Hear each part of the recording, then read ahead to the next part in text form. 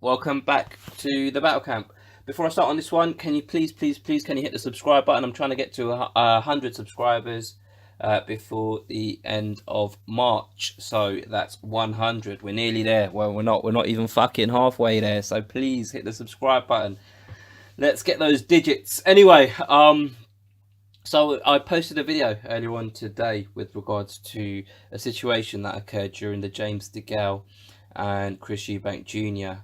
press conference. If you haven't seen the press conference, one of the main kind of talking points of the press conference, I've said the word press conference or the words press conference way too much in the last 30 seconds, but yeah, one of the main talking points coming from that press conference was the fact that George Groves had been removed from the broadcast team at the request of either James Degale's management team or Chris Eubank Jr.'s management team.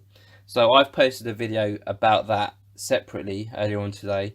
So if you want to know about that, watch that video, because I'm not really going to talk about that situation again here.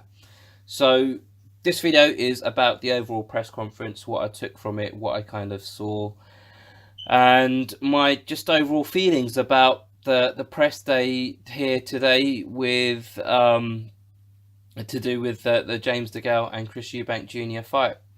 So this is the last time that the two of them basically have the opportunity to kind of give it one last push from a verbal point of view to kind of sell this fight to the fans, and not only that, but get into each other's heads, try and get a psychological upper hand against one another going into the ring on Saturday. So obviously there'll be weigh-ins and another face-off tomorrow, and that's genuinely the last opportunity to affect your opponent before you go into the ring. But the press conference, you have more of an opportunity to kind of speak and say things that might piss the other bloke off, and both fighters took that opportunity today. I was highly entertained by the press conference. I'm not sure about the format of it. So you had Richard Poxon, the quote unquote promoter, basically Al Heyman's puppet. Is that too strong of a word? But Al Heyman's man over here in the UK for the PBC shows that are going to happen here. So he was sat between James Degale and Chris Eubank Jr. And then to Chris Eubank Jr.'s left, or our right, because we're looking at Chris Eubank Jr., you had kind of like a table kind of at floor level where Chris Eubank... why am I even fucking explaining this to you? You can just watch it. But basically you had Chris Eubank Jr.'s team, which was Nate Vasquez, and Chris Eubank Sr. was here. I think this might be the first time that Chris Eubank Sr. has been on hand for a press conference with regards to this fight, or I know he's done some interviews and stuff like that with Boxing Social and other outlets, but I think this was the first time he was actually present during a press event when with Chris Eubank Jr., if that makes sense. So you had Senior, or English, Africa. Who's seen him do that? Africa.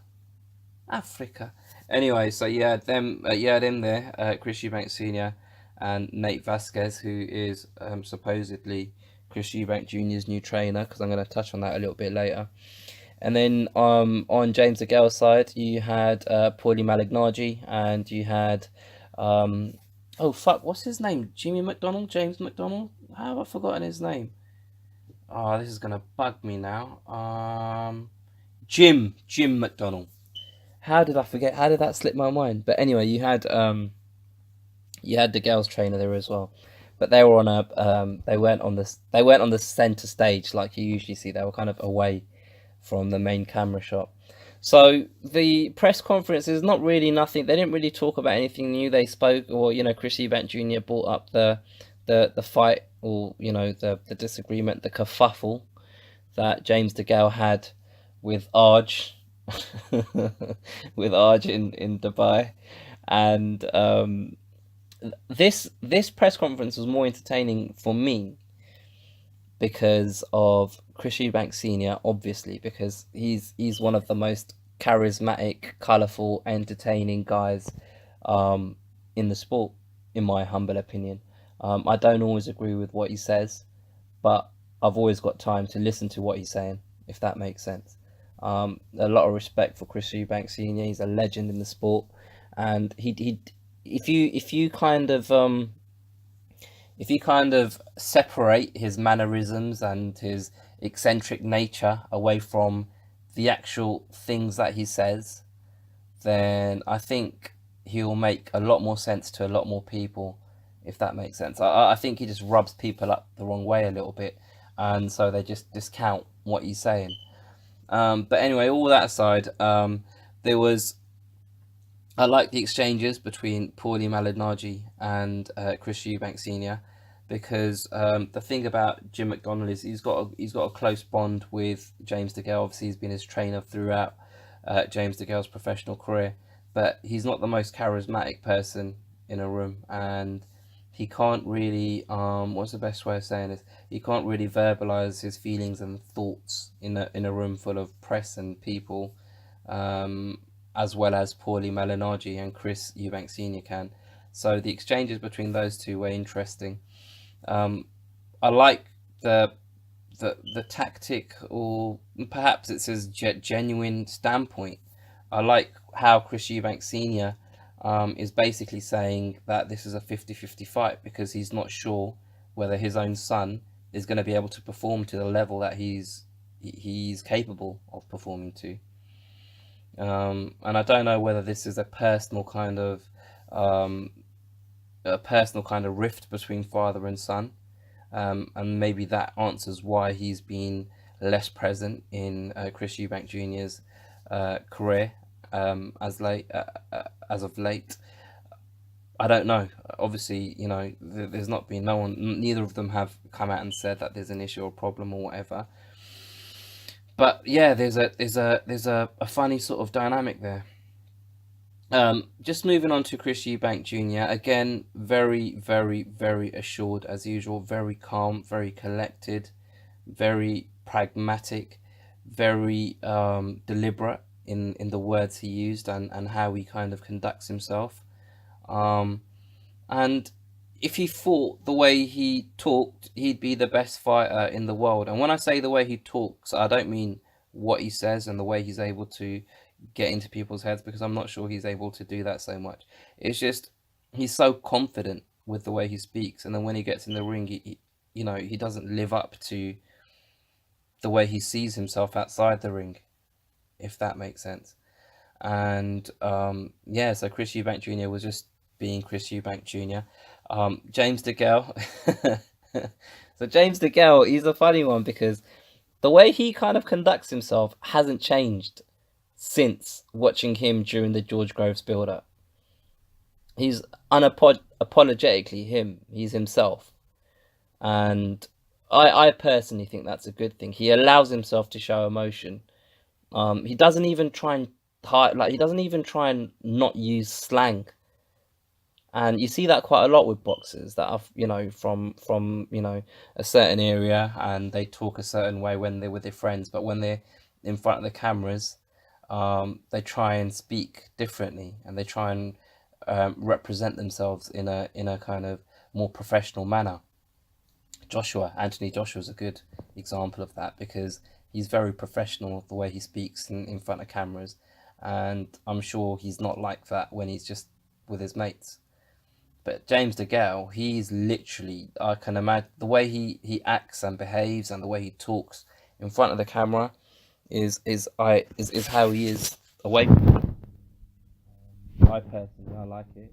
I like the way he talks, and the way that he just uses his standard like London slang, and he doesn't really care that he's in a press conference, etc. There's nothing wrong with that, in my humble opinion. So keep doing your thing. But he got agitated, and I touched on this previously. I don't think him getting agitated is a sign of Chris Eubank Jr. getting into his head. I think Chris Eubank Jr. has always been in his head, but I think anyone that James Degale fights, he allows anyone that he fights to get into his head. But what he's got the ability to do is not let another fighter being in his head affect the way he performs during the fight. And I think that's important to note, because when people watch his press conferences and they see a fighter get a bit emotional, they think, oh, is he gonna move away from the game plan? Is he gonna be able to execute the way he should? Is he gonna be too aggressive in the fight? Stuff like that. And I don't think that exists with James Degale.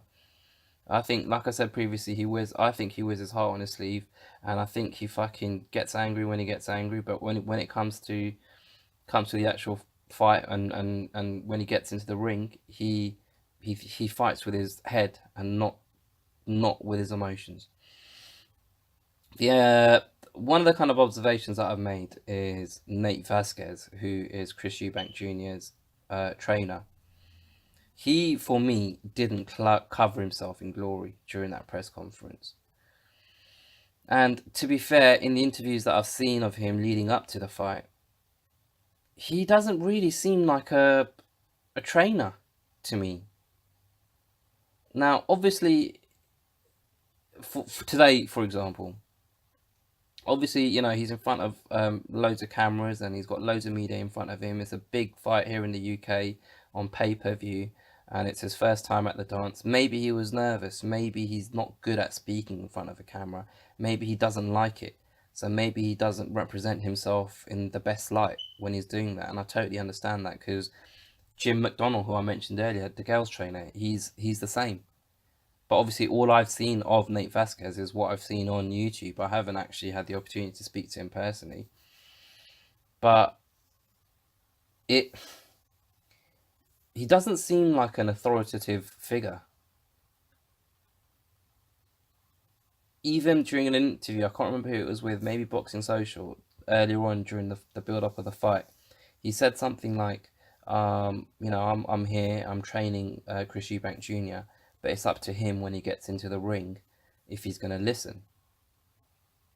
And obviously that's such a minor little thing, but I feel like someone like Chris Eubank Jr., it feels like he needs someone to be more of a disciplinarian.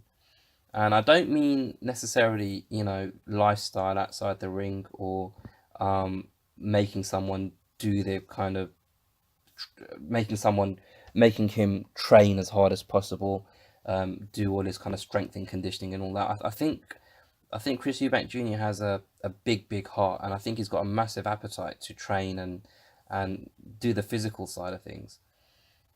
What I think he's been lacking over the years is having someone there to get into his head enough, or to occupy his trust, or to get Chris Eubank Jr.'s belief, and get Chris Eubank Jr.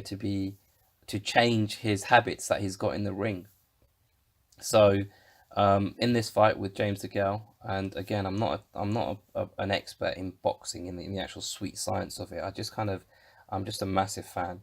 So excuse the way I put this, but the problem that Chris Eubank Jr. had when he fought George Groves was he was kind of chasing George Groves about the ring, and he wasn't using effective footwork to cut the ring off, to get into a close enough distance to be able to hit George Groves, and he wasn't able to get off any kind of combination punches. It was just kind of single shots and George Groves was off.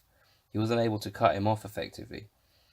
And in my mind, Chris Eubank Jr. needs a trainer to help Chris Eubank from a technical standpoint. That's what a trainer's job is, right? To motivate his fighter and to improve the technique of his fighter.